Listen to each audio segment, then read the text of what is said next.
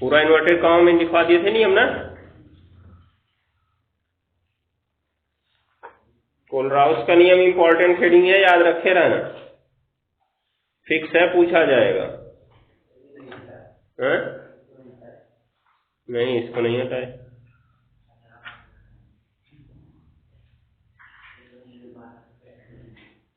सूत्र भी लिखवा दिए थे ना। अब इसमें सूत्र हमने क्या लिखवाया था जी, कोलराउस के नियम में capital lambda m infinite is equal r plus into lambda plus infinite, हो गया ना। उसके बाद इनफाइनाइट ऊपर लिखवाया था इसका, उसके बाद r minus into lambda minus infinite, हो गया ना। तो ये तो हमारा हो गया, मोलर चालकता का सूत्र बना था इस तरह से। इसमें कौन कौन क्या है जहां करके नीचे लिखो, अब सूत्र उतारो, इसके नीचे लिखो जहां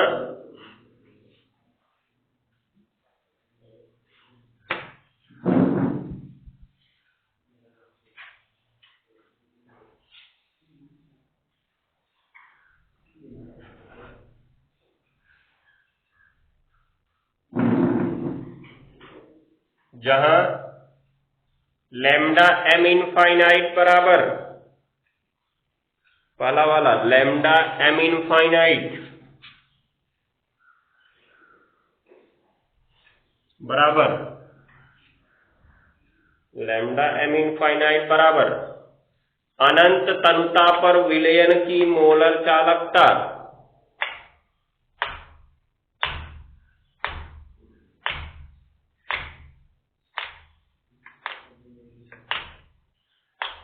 अनंत तनुता पर,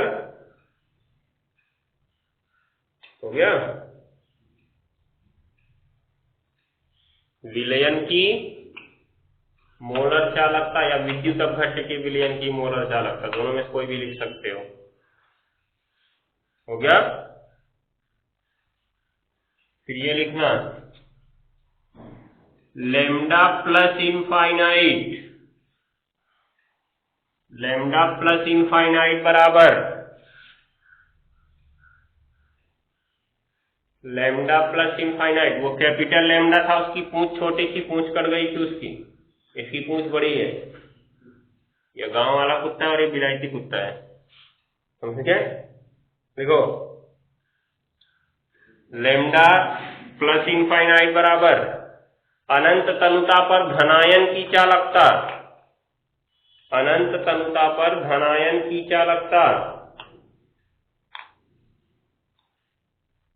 अनंत तनुता पर धनायन की चालकता,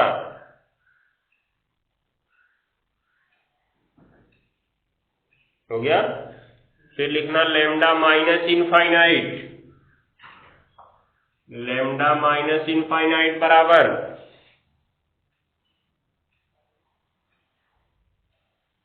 लैम्डा माइनस इनफाइनाइट बराबर अनंत तनुता पर ऋणायन की मोलर चालकता,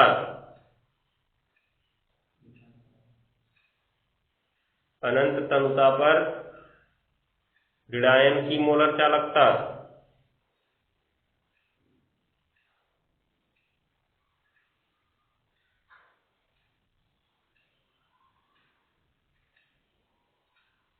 हो गया।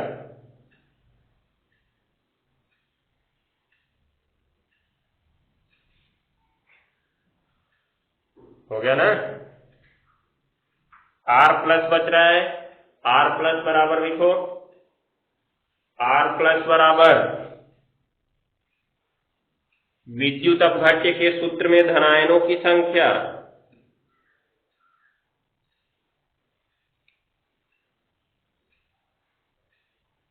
विद्युत अपघट्य के सूत्र में धनायनों की संख्या,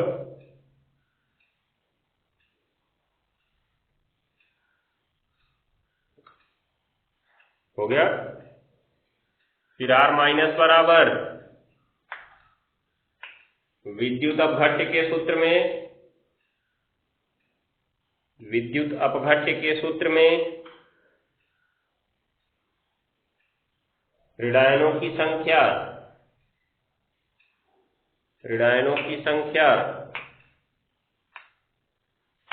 हो गया ना, ये याद रखना है। अब नीचे देखो, समझ लेते हैं कैसे होगा। जैसे HCl, किसके लिए जी? HCl एक विद्युत अपघट्य का कार्य करता है, क्योंकि जब ये जलीय विलयन में जाता है तो H+ बना लेता है और Cl- बना लेता है। आयन मिल गए तो धारा का प्रवाह हो सकता है ना। तो ये H+ बनाया और Cl- बनाया, तो इसलिए लैम्डा m इनफाइनाइट निकालना है ना, तो कैपिटल लैम्डा m इनफाइनाइट, और वो भी किसका? HCl का। तो ब्रैकेट में छोटा सा HCl लिखेंगे, हमारे में बड़ा दिख रहा है, तुम्हारे में छोटा होना चाहिए। बराबर सूत्र कहता है R+ क्या है? विद्युत अपघट्य के सूत्र में धनायनों की संख्या। तो ये है विद्युत अपघट्य का सूत्र। इसमें धनायन कौन है? H+। कई ठो है? एक ठो है। तो धनायनों की संख्या क्या लिखेंगे? 1, फिर छोटा लैम्डा, नीचे H+, क्योंकि नीचे प्लस लिखा गया ना, यहाँ पे कौन सा प्लस है? H+, और ऊपर क्या? Infinite plus. आगे देखेंगे Cl- मतलब R- है ना, तो R- क्या था? विद्युत अपघट्य के सूत्र में ऋणायनों की संख्या था ना। तो क्या होगा? यहाँ पे कितना ऋणायन है? एक ऋणायन है, तो 1, फिर लैम्डा, नीचे Cl-, उसके बाद इनफाइनाइट। ये सूत्र बन जाएगा, अर्थात HCl की हमको अनंत तनुता पर मोलर चालकता निकालनी है, तो lambda H+ infinite plus lambda Cl- infinite होगा। सामने एक है, कोई फर्क पड़ेगा नहीं, हो जाएगा ना। ऐसे ही एक के लिए और निकालते हैं, देखो CaCl2 के लिए। तो CaCl2 का आयनन तुमको ज्ञात होना चाहिए। Ca के ऊपर 2+ और Cl क्या बनाता है? माइनस, उसके सामने क्या आएगा? 2 आएगा, क्योंकि नीचे 2 है। के लिए ध्यान से समझना इस बात को, अभी इसकी जरूरत पड़ने वाली है। तो इसलिए कैपिटल लैम्डा m ऊपर इनफाइनाइट, कोष्ठक में किसका जी? CaCl2 का। यानी कि ध्यान से देखना क्या बनेगा, बराबर लगाएंगे R+, इसी को देखो बार बार, ये रट लो एक बार कि धनायन की संख्या गुणे धनायन की चालकता प्लस ऋणायन की संख्या गुणे ऋणायन की चालकता। तो धनायन की संख्या कितनी है इसमें? 2+। बहुत सही, संख्या पूछे, आवेश नहीं पूछे। धनायन की संख्या पूछे, हम आवेश नहीं पूछे, धनावेश नहीं पूछे। ध्यान दिए, धनायन की संख्या मतलब उसके आगे देखना है, धनायन पर आवेश मतलब ऊपर देखना है, समझ गए। तो धनायन के सामने कितना लिखा गया है? 1, तो इसका मान कितना है जी? 1, और फिर लैम्डा, नीचे कौन सा धनायन है इस बार? Ca2+, और ऊपर क्या? Infinite plus. देखो जी इसका, आप देखो ऋणायन की संख्या गुणे ऋणायन की चालकता, तो ऋणायन की संख्या कितनी दिख रही है? 2, गुणे ऋणायन की चालकता मतलब लैम्डा Cl- और ऊपर क्या? इनफाइनाइट। ये हो गया ना।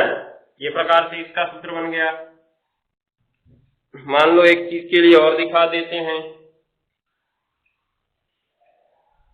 Al2SO4 थ्राइस, नाम है एल्यूमिनियम सल्फेट। आयन बनाओ तो कहीं किसका? Al कौन सा आयन बनाता है? 3+ ना। उसके बाद कितना है Al के नीचे? सामने 2 आ जाएगा। SO4 क्या जानते हो बनाता है? 2- बनाता है। 104 के नीचे कितना है? 3 सामने आ जाएगा ना। तो सूत्र बना सकते हो। तो इसके बाद क्या बनाएंगे? कैपिटल लैम्डा m, उसके बाद Al2SO4 थ्राइस इनफाइनाइट बराबर क्या सूत्र बनेगा? 2 इंटू लैम्डा इनफाइनाइट और नीचे AL3 प्लस।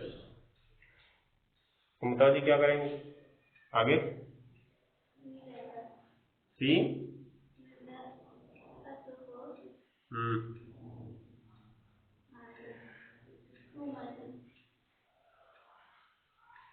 हो जाएगा, लग जाएगा, हो जाएगा ना?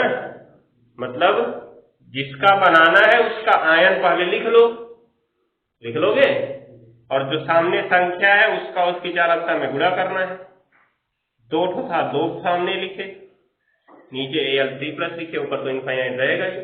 इसमें सामने 3 था तो 3 लिखे, नीचे SO4 माइनस रहेगा वो तो लिखेंगे ही। यहाँ पे देखो CA के सामने कुछ नहीं था तो 1 लिखे, नहीं लिखेंगे तो भी कोई प्रॉब्लम नहीं है। यहाँ पे दोनों के सामने 1 था तो 1 दोनों के सामने लिखे, नहीं लिखेंगे तब भी कोई प्रॉब्लम नहीं है। CL के सामने यहाँ पे 2 था इसलिए यहाँ पे 2 लिखना आवश्यक था।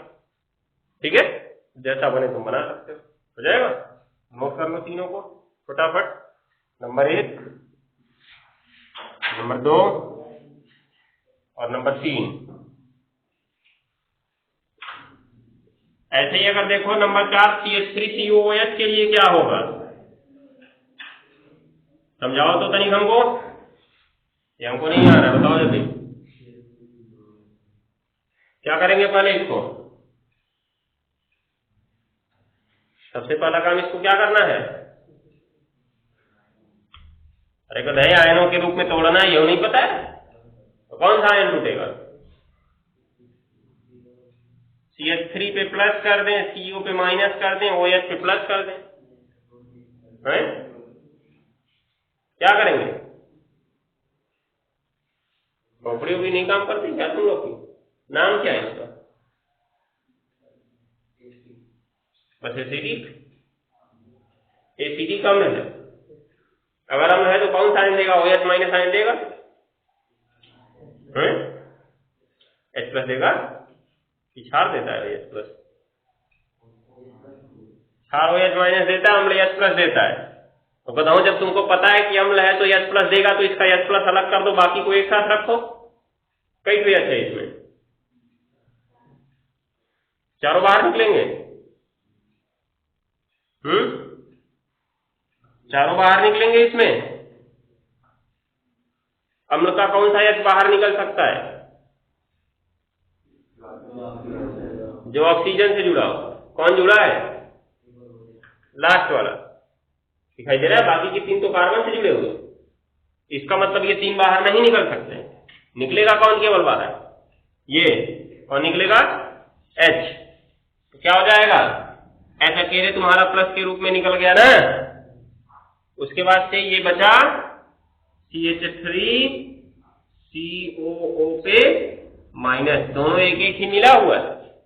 तो अब देखो तनिक इसका सूत्र क्या बनेगा जी? Capital lambda m CH3COOH infinite. और उसके बाद क्या करेंगे? क्या सूत्र बनेगा?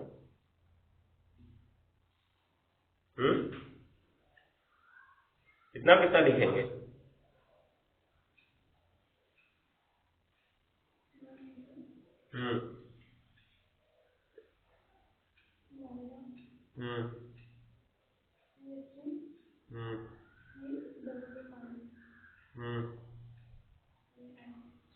आगे तुम बताओ जी।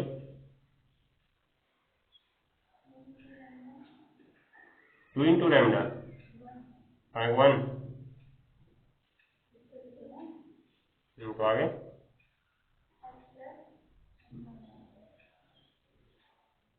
एरिडायन पहले रहता है।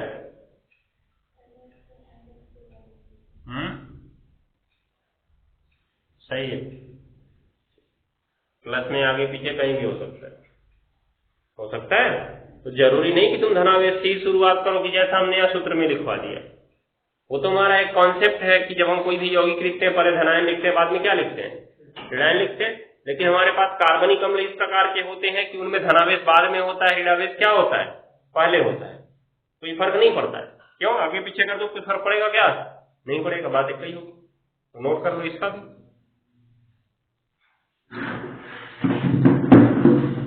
जिस सूत्र का बनाना है उस सूत्र की आयन को ध्यान में रखो, आयन को ध्यान में रखते हो सूत्र उसका आसानी से बन जाएगा।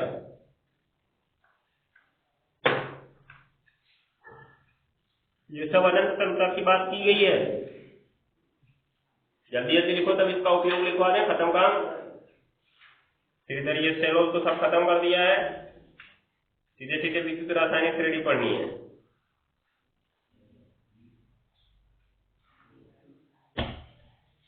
अब नीचे लिखो इंडिकेट पॉइंट काली पेन से।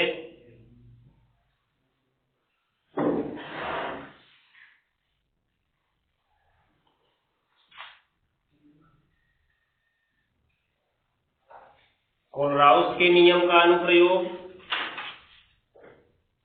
कोलराउस के नियम का अनुप्रयोग।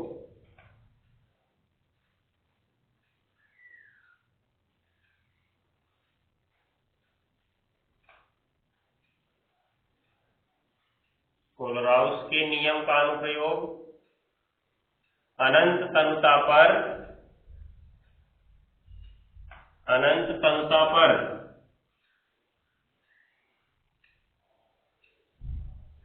अनंत तनुता पर दुर्बल विद्युत अपघट्यों की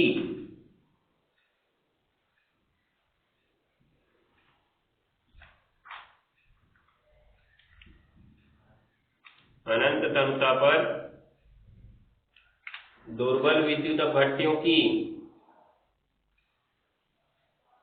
चालकता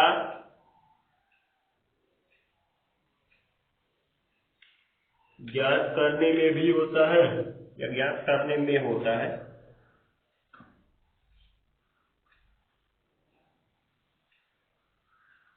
मोलरता बोले, मोलर चालकता बोले हैं।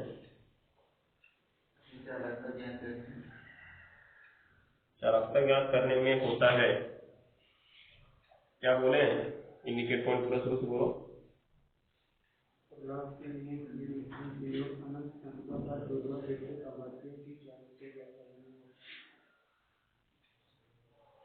ठीक, सही है। चालकता लेकिन मोलर तुल्यांकी दोनों है। चलो अब देखते हैं कैसे करते हैं। नहीं, करने का मतलब चालकता के प्रकार की तो है, मोलर चालकता, तुल्यांकी चालकता। तो हम यहाँ पे चालकता बोल दिए तो उससे मोलर चालकता, तुल्यांकी चालकता दोनों हो गई। इसका मतलब मोलर चालकता भी निकाल सकते हैं, इससे तुल्यांकी चालकता भी निकाल सकते हैं। देखो चालकता क्या थी, धारा प्रवाह में जो सहायता मिल रही थी वही चालकता है। धारा प्रवाह में सहायता कौन करता है? विद्युत अपघट्य करते हैं। जब विद्युत अपघट्य का 1 मोल घोल दिया गया तो मोलर चालकता हो गई।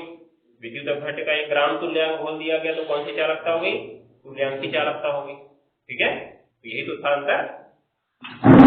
अब देखो होगा क्या, जैसा कि हमने ग्राफ बनाया था, तो ग्राफ में हमने देखा अगर प्रबल के लिए ग्राफ होता है तो उसे पीछे खींचते जाए तो वो y अक्ष को काट देता है और हमको पता चल जाता है कि इसकी अधिकतम मोलर चालकता यहीं पे होगी। लेकिन जब हमने दुर्बल विद्युत अपघट्य के लिए ग्राफ खींचा था तो हमने देखा वो ग्राफ y अक्ष के पास जाते जाते y अक्ष के क्या हो गया? समांतर हो गया। हो गया ना? y अक्ष के समांतर होने का मतलब y को कभी काटता ही नहीं था, और जब y अक्ष को काटेगा नहीं तो कैसे हमको अधिकतम मान पता चलेगा? चलेगा क्या अधिकतम मान पता? नहीं चलेगा। इसीलिए होता क्या है कि अगर किसी दुर्बल विद्युत अपघट्य की मोलर चालकता ज्ञात करनी है तो कोलराउस के नियम का हम प्रयोग कर सकते हैं, क्योंकि कोलराउस ने कहा था कि जो अनंत तनुता पर विद्युत अपघट्यों की मोलर चालकता होती है उनके आयनों की चालकताओं के योगफल के बराबर होती है ना? आयनों की चालकताओं के योगफल की क्या होती है? बराबर होती है। तो अगर मान लो हमें एक दुर्बल विद्युत अपघट्य दे दिया गया CH3COOH की मोलर चालकता ज्ञात करने के लिए, मतलब हमसे कहा गया ये लो CH3COH, बताओ इसकी मोलर चालकता क्या होगी। तो अगर हम प्रयोग करेंगे, ग्राफ खींचेंगे, तो ग्राफ में तो कभी इसका पाएंगे नहीं। क्यों? क्योंकि ये कैसा अपघट्य है? दुर्बल विद्युत अपघट्य है। दुर्बल में आता है, शायद प्रकार में लिखवाए होंगे, दुर्बल वाले में लिखवाया है ना, याद रखे रहना। तो ये दुर्बल विद्युत अपघट्य की श्रेणी में आता है। इसका मतलब इसकी मोलर चालकता हम ग्राफ से नहीं प्राप्त कर सकते हैं, तो इसके लिए हम दिमाग लगाते हैं। ग्राफ से नहीं प्राप्त कर सकते, फिर भी वो कहता है कि तुम प्राप्त करके दिखाओ, तो हम क्या करते हैं, कोलराउस के नियम का प्रयोग करते हैं और क्या करते हैं, प्रबल विद्युत अपघट्यों को उठाते हैं। किसको उठाते हैं, प्रबल विद्युत अपघट्यों को। और ऐसे प्रबल विद्युत अपघट्यों को उठाते हैं जिसमें इसके आयन उपस्थित हो। कहने का मतलब देखो, इसमें कौन कौन सा आयन है, CH3COO पे माइनस, और कौन सा आयन है, H प्लस, दिख रहा है ना। तो अब अगर CH3COO पे माइनस और H प्लस इसकी चालकता जुड़ जाए तब किसकी चालकता हो जाएगी, CH3COOH की चालकता हो जाएगी, क्योंकि CH3COOH की मोलर चालकता का क्या बनाया है हम लोग, लैम्डा m CH3COOH इनफाइनाइट बराबर 1 गुणा लैम्डा CH3COO पे माइनस और ऊपर इनफाइनाइट प्लस 1 गुणा लैम्डा नीचे H प्लस और ऊपर क्या जी, इनफाइनाइट। ये होगा ना, देख रहे हो। तो अगर ये दोनों पता चल जाए हमको तो हल करने के बाद तो ये तो मिल ही जाएगा, मिल जाएगा नहीं मिल जाएगा, ग्राफ से तो मिलने से रहा। लेकिन अगर किसी प्रकार से हम इन दोनों को पता कर लें तो हमारा काम हो जाएगा ना। अब ये दोनों पता कैसे चलेंगे, इसके लिए हम प्रबल विद्युत अपघट्यों को उठाते हैं। प्रबल विद्युत अपघट्य कौन होता है, या तो प्रबल अम्ल, या तो प्रबल क्षार, या तो सभी लवण, या तो सभी लवण। सभी लवण जो होते हैं क्या होते हैं, प्रबल विद्युत अपघट्य होते हैं, याद रखते रहना, हो जाएगा। तो अब इसके लिए काम करो, CH3COO ये कोई प्रबल अम्ल बनाएगा, बेचारा पहले दुर्बल है तो प्रबल अम्ल कहां से बनाएगा। तो न तो ये प्रबल अम्ल हो सकता है, न तो प्रबल क्षार हो सकता है, अर्थात ये लवण के रूप में लिया जा सकता है तो प्रबल हो जाएगा, क्योंकि सभी लवण प्रबल विद्युत अपघट्य होते हैं। लवण कोई भी हो, लवण क्या होता है, जो न तो H प्लस आयन देता है न तो OH माइनस आयन देता है।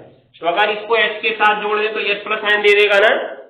अगर इसी H प्लस की जगह क्या जोड़ दें हम, कोई धातु जोड़ दें, जैसे सोडियम हमने जोड़ दिया, चाहे पोटेशियम ही क्यों ना जोड़ दो, चाहे कैल्शियम ही जोड़ दो, उससे कोई फर्क नहीं पड़ता है, ठीक है। तो हम जितना चाहेंगे या जितना हो सकेगा एक एक का अनुपात लेना चाहेंगे। एक एक का अनुपात लेने से क्या होगा, गुणा भाग ज्यादा नहीं करना पड़ेगा। जैसे इससे भी एक है तो ये भी एक, अभी पता चलता हम कैल्शियम लेते तो Ca2 प्लस होता तो इसके नीचे ट्वाइस लग जाता ना, तो सूत्र में यहाँ सामने 2 लगाना पड़ेगा, नहीं लगाना पड़ेगा। उस दुविधा से बचने के लिए मैं कई एक वाला ले रहे हैं, इसका नाम है सोडियम एसीटेट, जो कि एक लवण है। अगर लवण है तो कैसा विद्युत अपघट्य है ये, प्रबल विद्युत अपघट्य। क्या है, प्रबल विद्युत अपघट्य, अर्थात सभी लवण क्या होते हैं, प्रबल विद्युत अपघट्य होते हैं। अब इसका ग्राफ खींचकर तो आसानी से हमको पता चल सकता है, क्योंकि ये लवण है और प्रबल विद्युत अपघट्य है, तो प्रबल विद्युत अपघट्यों का ग्राफ पीछे खींचेंगे तो पता चल जाएगा, हो जाएगा। उसके बाद इसका देखो क्या होगा, क्या होगा जी, पहले इसको कोष्ठक में करो, यहाँ पे हम लिखो कैपिटल लैम्डा इनफाइनाइट, इसके बराबर इसका सूत्र में क्या बनेगा, एक ही इसका भी बनेगा, लैम्डा CH3COO पे माइनस इनफाइनाइट प्लस एक ही इसका बनेगा लैम्डा Na प्लस पे बनेगा ना जी, इस बार Na प्लस बनेगा। तो अब क्या हुआ देखो, Na प्लस हमारे पास एक्स्ट्रा आ रहा है, हमको कुल मिला के यही ले आना है। ऐसे ऐसे प्रबल अम्ल पकड़ लो जिनका तुम ग्राफ खींचकर जानते हो, मतलब प्रबल अम्ल पकड़ लो, चाहे प्रबल क्षार चाहे लवण पकड़ लो, जिनका तुम जानते हो, ग्राफ खींच के पता कर सको। तो इस प्रकार से उनको पकड़ो कि उनका मान जोड़ने घटाने पर हमको ये मिल जाए, ठीक है। तो अभी हमने लिया, ये लिया तो ये देखो यहाँ पे मिल गया, लेकिन एक चीज एक्स्ट्रा आ गई ना, उसके चक्कर में आ गई। अभी दूसरा काम क्या करो, H प्लस ले आओ, ऐसा एक चीज पकड़ो जिसमें H प्लस आ जाए। तो H प्लस किस में आता है, अम्ल में आता है ना, अम्ल में। तो क्या ले लिया जाए यहाँ पे, HCl ले लिया जाए ना। HCl अगर हमने ले लिया तो HCl का सूत्र क्या बन जाएगा, एक ही इसका बनेगा, क्योंकि H प्लस और क्या Cl माइनस HCl का भी पीछे निकलवाया शायद, निकलवाया ना। तो लैम्डा H प्लस इनफाइनाइट और फिर plus lambda Cl minus infinite, देख रहे हो। तो अब एक चीज सोचो कि ये और ये, इसकी तो जरूरत है हमको यहाँ पे, है ना, लेकिन यानी प्लस एक्स्ट्रा आ गया उसके चक्कर में, और कौन एक्स्ट्रा आ गया, Cl माइनस, अर्थात ये खत्म होने चाहिए। तो कोई ऐसा यौगिक उठाओ जिसमें ये दोनों पाए जाते हो, NaCl, क्या उठा लोगे, NaCl।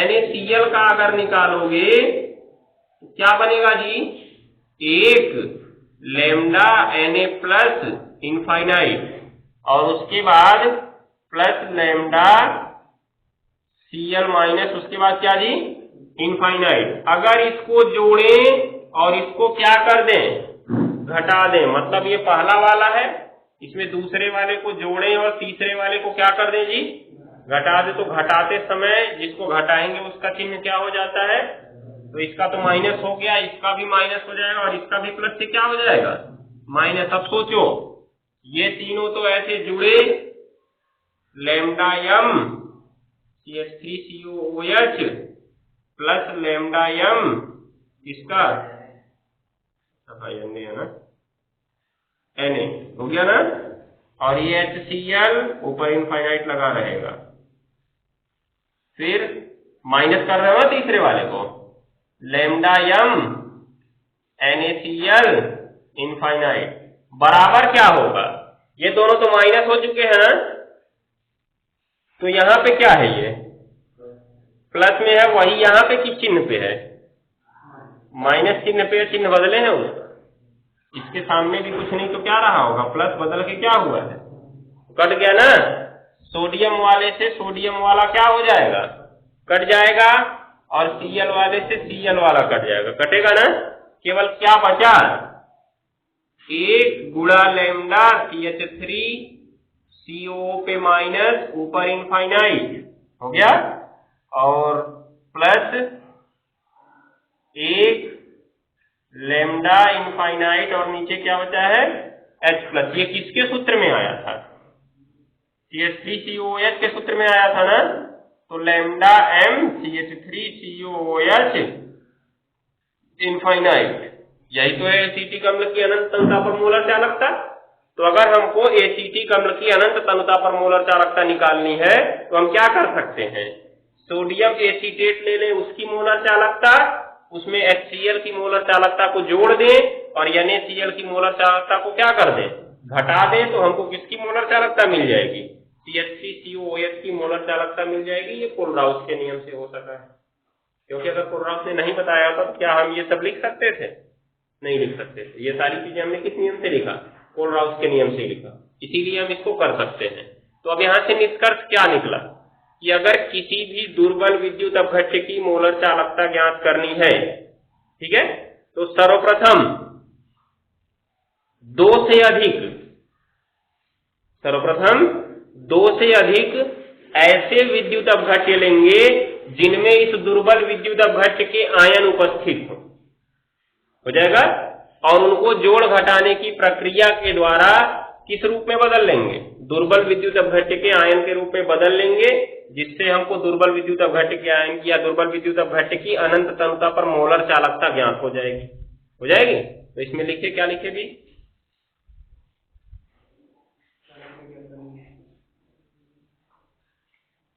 तो मोबाइल लाया होगा, कहां तक लिखे थे,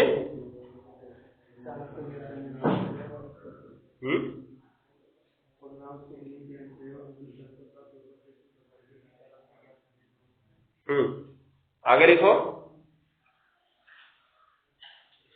यदि हम किसी दुर्बल विद्युत अपघट्य,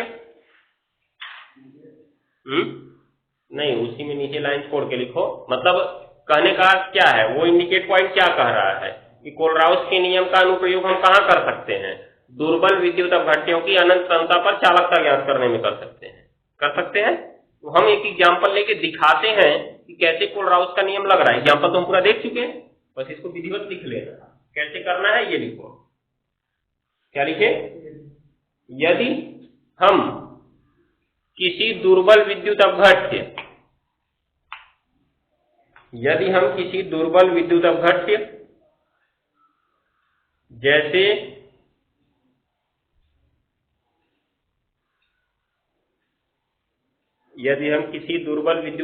जैसे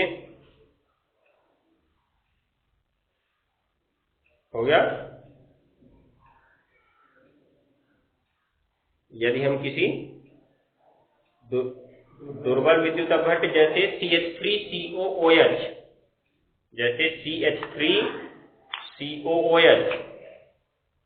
की अनंत तनुता पर मोलर चालकता ज्ञात करना चाहते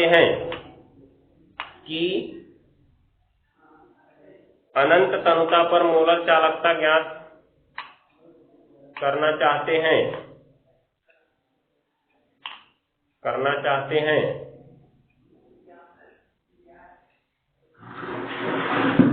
हो गया ना? करना चाहते हैं अर्थात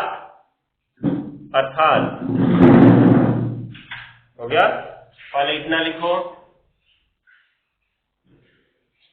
ये लिखो, यहां से यहां तक लिखना है।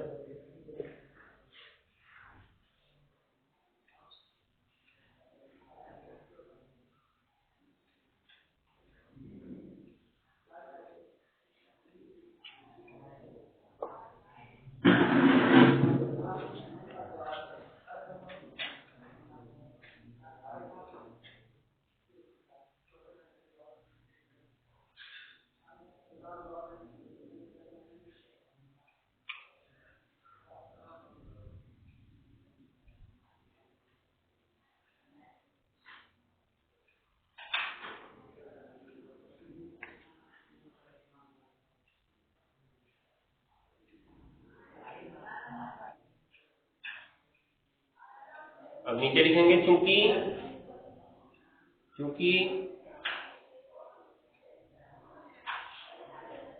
ग्राफ से इसकी अनंत तनुता पर मोलर चालकता नहीं ज्ञात कर सकते हैं, क्योंकि ग्राफ से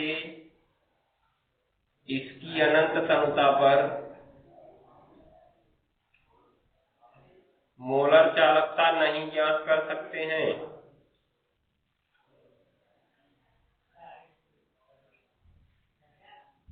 ग्राफ से इसकी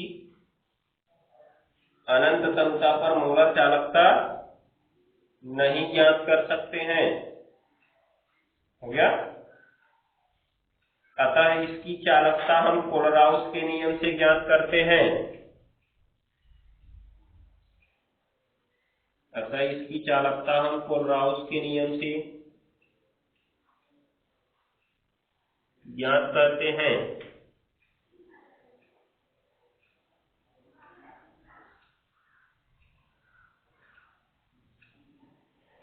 हो गया ना? कोलराउस के नियम से ज्ञात करते हैं। पैराग्राफ चेंज करके नीचे लिखना, इसके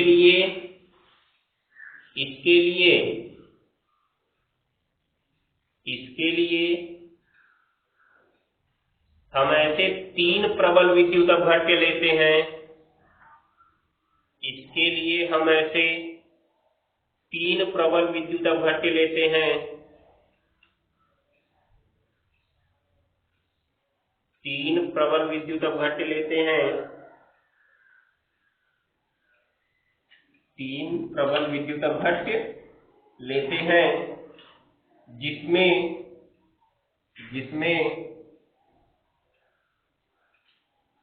एसिटिक अम्ल के आयन उपस्थित हों। जिसमें एसिटिक अम्ल के आयन उपस्थित हों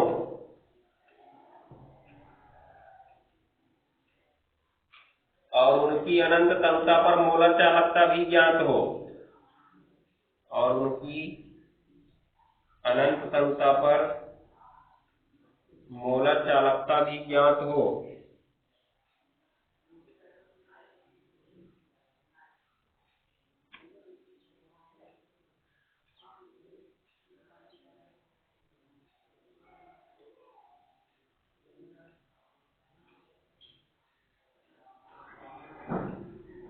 उनकी अनंत समता पर मोलर चालकता भी ज्ञात हो गया ना।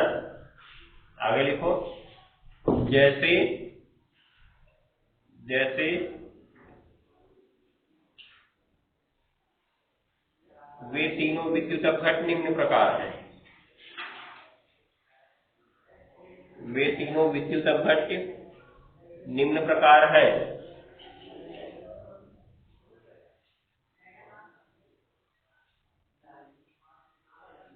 हो गया। पहला नंबर CH3COONA, CH3COONA। दूसरा नंबर HCl,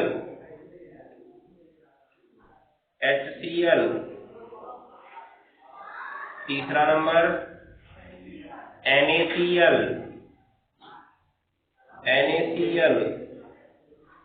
हो गया ना। आगे लिखो, अब इनमें कोलराउस के नियम से, अब इनमें कोलराउस के नियम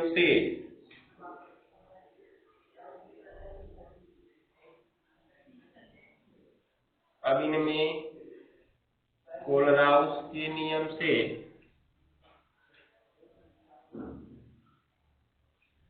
हो गया। ये लिख लो, पहला वाला, दूसरा, तीसरा। ये भी प्लस माइनस का चिन्ह मत लगाना, पहले वाले के सामने लिखना, क्योंकि समीकरण 1 तो ऊपर मान चुके हो। इसको लिखना समीकरण 2, इसको लिखना समीकरण 3, इसको लिखना समीकरण 4। एक तो CH3CONA का है, HCl का है, और किसका है, NaCl का है। तीनों सूत्र से इनके बनाए गए हैं। जल्दी जल्दी करो।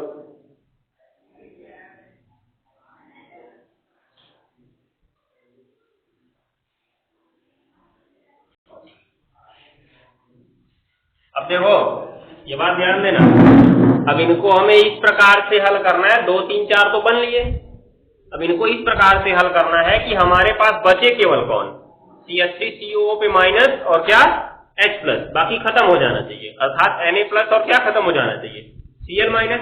इन्हीं को खत्म करने के लिए तो हमने तीसरा लवण लिया था, NaCl।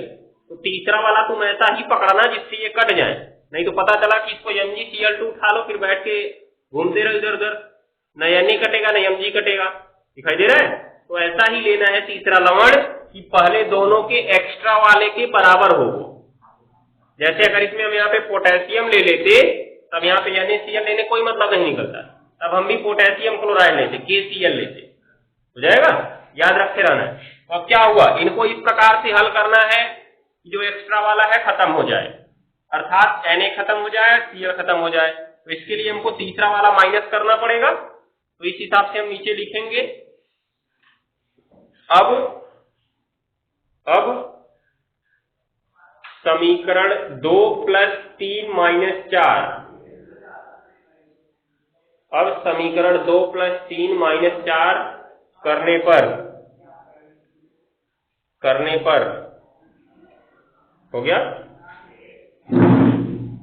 तो कर सकते हो इसको, ये तीनों ऊपर नीचे लिख के घटा दो इनको, इतना जो बचेगा इसको डिब्बे में बंद कर लेना है, नीचे काली पेन से लिख के ये वाला।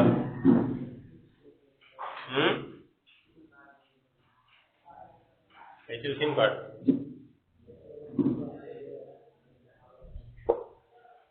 या सीधे सीधे लिख दिए, करने पर डायरेक्ट ये वाली लाइन लिख लो, खत्म कर, वहीं पे काट लो। ऊपर वाले में काट दो, नीचे देख के समझ लेना अपना। ऊपर वाले में काट दो, कौन कौन कटेगा, घटाओगे तो तुम्हारा Na और Cl कट जाएगा ना, उसको काट दो जैसे हमने काटा है। इसके बाद ये नीचे वाला लिख लो, हो जाएगा। ये घटाने पर ये नीचे वाला डायरेक्ट लिख के इसको डिब्बे में बंद कर लो।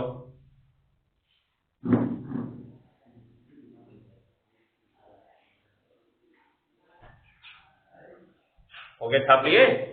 देखो सवाल इस पे कैसे पूछेगा, CH3COOH की मोलर चालकता ज्ञात करो, ठीक है। यदि CH3COONA की मोलर चालकता 2.5 है, HCl की 3.4 है और NaCl की 4.8 है, हो जाएगा।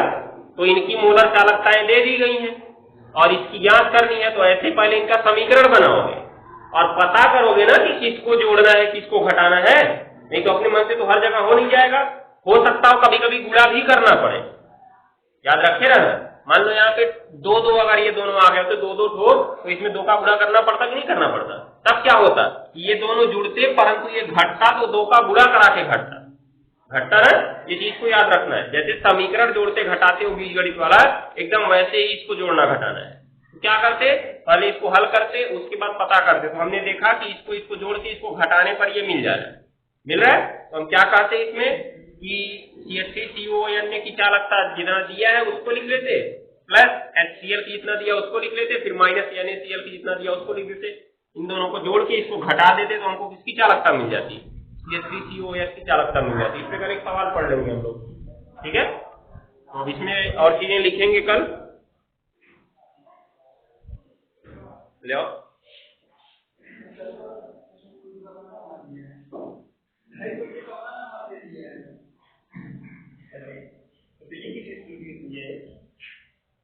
अपने माइनस की चीज आया है